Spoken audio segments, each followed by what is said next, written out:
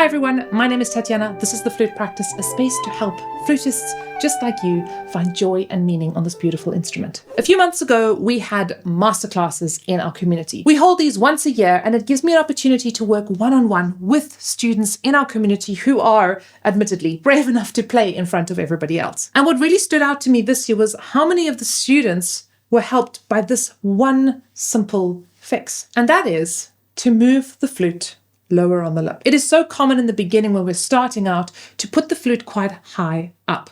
And that's because it actually makes the low register a lot easier to play. So many beginners will start this way.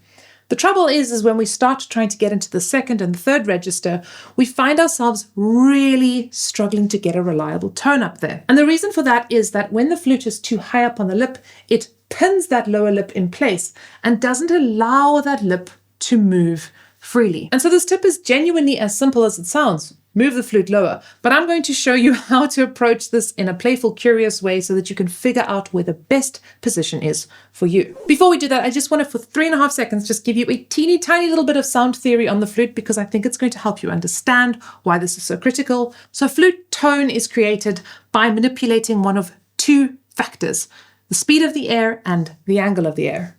Generally, in very simple terms, the higher the speed or the angle of the air, the higher the pitch on the flute, so the higher in the registers we're going to go, the lower the speed and the angle, the lower in the registers we're going to play. Again, this is generalized. It's a little bit more complicated than that. And yes, we can just blow harder, but this is usually not the most effective way to play because it also makes all your playing very loud and shrill.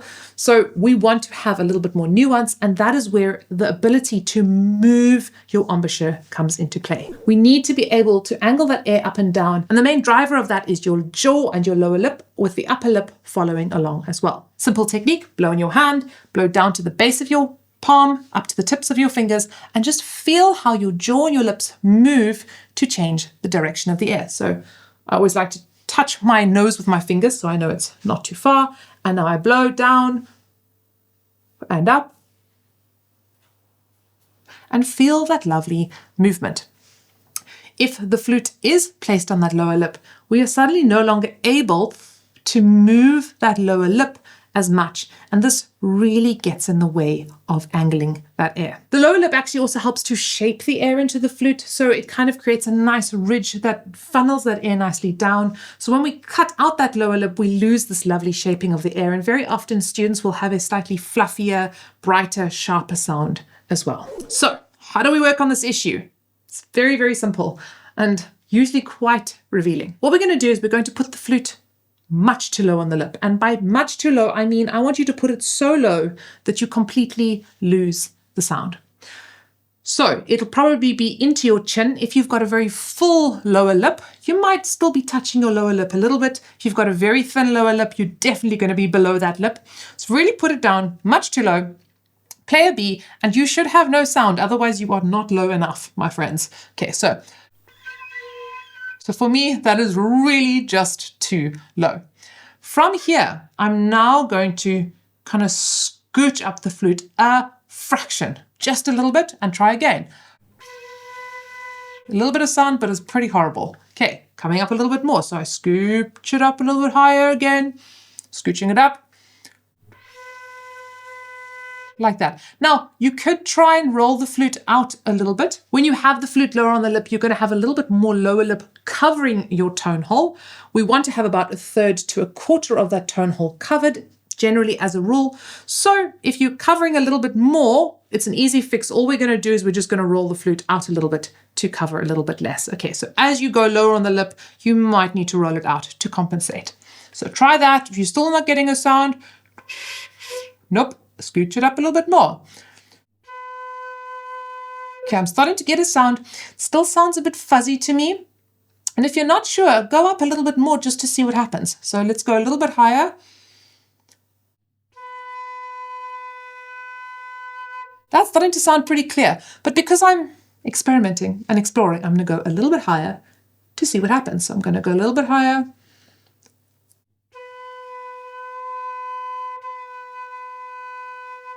That still feels pretty good, although I think a little bit lower was better.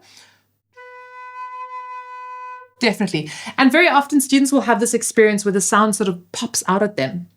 And they get this gorgeous clear sound.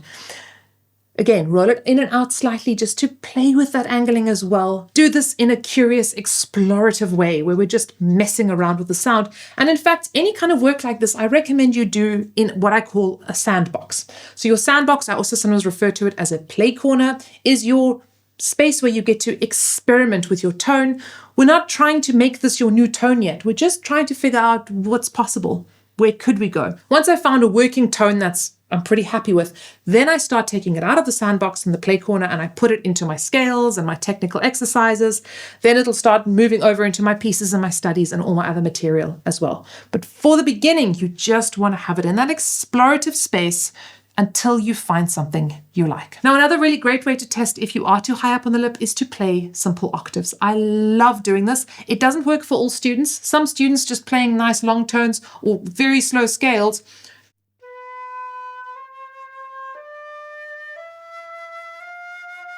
Up is better, but the octaves are great because it really gives us an opportunity to find the movement of the lips.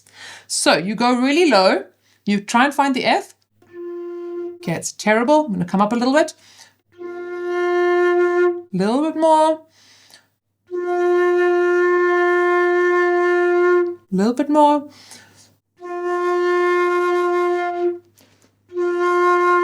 Okay, now I'm going to try it a little lower than I'm comfortable with, just to explore. And I'm going to play octaves.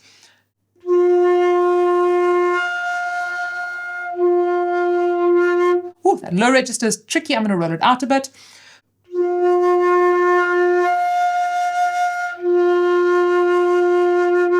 Okay, it feels too low for me, but I'm just going to keep staying in the space because I'm just exploring.